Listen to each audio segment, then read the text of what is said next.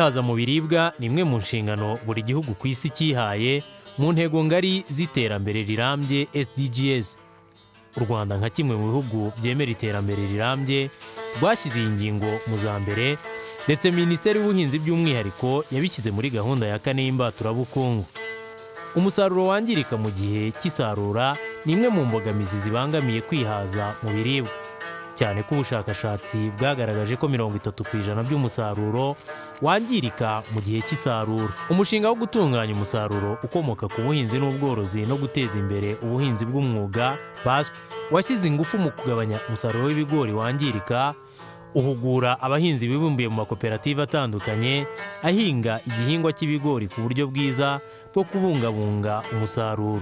Ubumenyi uyu mushinga wagejeje ku bahinzi b'ibigori wagiye ubukurikiza ibikorwa remezo bitandukanye bigamije kongerera agaciro umusaruro n'ubwanikiro bwa kijyambere, ndetse n'ubuhunikiro butandukanye bwa kijyambere bufasha abahinzi guhunika umusaruro wabo. Ikintu cyiza nuko nta mvura yabyangiza, ariko wanitse ku amahema imvura iraza ikayagwaho agatembera mu bigori, ugasanga imbuto zose zihubwe zitangiye kumera.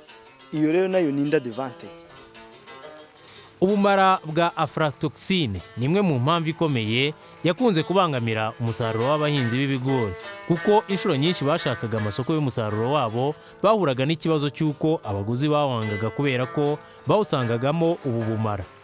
Ariko ubu abahinzi basobanukiwe neza uburyo bwo kwirinda ubu bumara, kuko bufite ingaruka ku buzima bw'abantu ndetse bukangiza n'isoko ry'umusaruro. Batwiye ko aflatoxine ari uruhumbu rujya mu bigori, cyane cyane dushingiye kuri gakondo uko mbere yakorwaga. Dufata ibigori tubirunda hamwe, rwa ruhumbu ruterwa na bwa bushyuhe bwajemo ku bigori bikirimo amazi bitari byuma.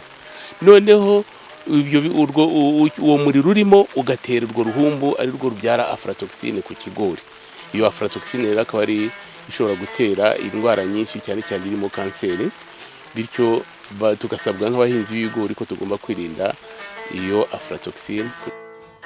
Gusharika ibigori no guhungura udakomerekeje intete ni bumwe mu bumenyi abahinzi bagejejweho, busimbuye kwanika umusaruro hasi, aho ushobora guhura n'ivumbi ugifite ubuhehere buri hejuru, bikaba bitera uruhumbu mu musaruro. Umushinga PASP kandi wafashije amakoperative kubona ubwanikiro bwa kijyambere bubafasha kumisha umusaruro wabo bawusharitse, aho ushobora kumishwa n'umuyaga nta mazi y'imvura uhuye nayo. Kuri ubu bwanikiro kandi hiyongeraho ubwanikiro bwa gakondo hakoreshejwe ibiti n'amahema. PASP ikaba yarunganiye abahinzi mu kubona amahema azabafasha kurinda ko imvura igwa mu musaruro. Ikigori cyacu turagenda tukagisarura iyo kimaze kwera neza, ni ukuvuga ngo kiba gifite ubuhehere 21%.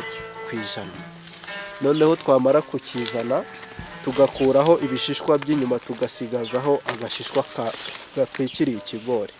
Noneho twarangiza tukagisharika kugira ngo bwa buhehere buzave kuri 20 buzamanuke buzagere wenda nko kuri 14 cyangwa 15.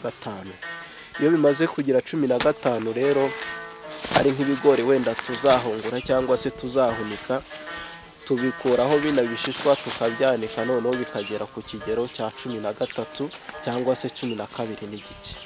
Ibyo nibyo bya bigori biba bigeze ku gihe cyo kuba wabihunika, ntibizagira ikibazo cy'uruhumbu cyangwa se uburozi bwa aflatoxine. Abaguzi batandukanye bagura umusaruro w'ibigori, abenshi bagura umusaruro ukiri ku bitiritiri, ari nabwo buryo bwiza burinda abahinzi kuba hari umusaruro wakwangirika muri izo nzira zose zo guhungura no kwanika imvungure. Niyo mpamvu PASP yashyize izindi ngufu mu kubaka ubuhunikiro bw'umusaruro butandukanye bufasha abahinzi kubika umusaruro ku buryo burambye, ndetse yanatanze imifuka yabugenewe idapfa kwinjiramo ibyonnyi ibyo ari byo byose. PASP kandi ku rundi ruhande yanahaye amakoperative amahema ya kijyambere akoresha ingufu z'izuba mu kumisha umusaruro arenga 80.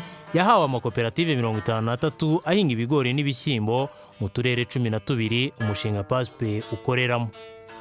Izi ngufu zose umushinga washoboye mu kubungabunga umusaruro n'uburyo burambye buganisha mu kwihaza mu biribwa, nk'inshingano u Rwanda rwihaye mu kongera umusaruro. hagamijwe ubuhinzi bw'ishoramari bugamije amasoko mu gihugu ndetse n'ayo mu mahanga.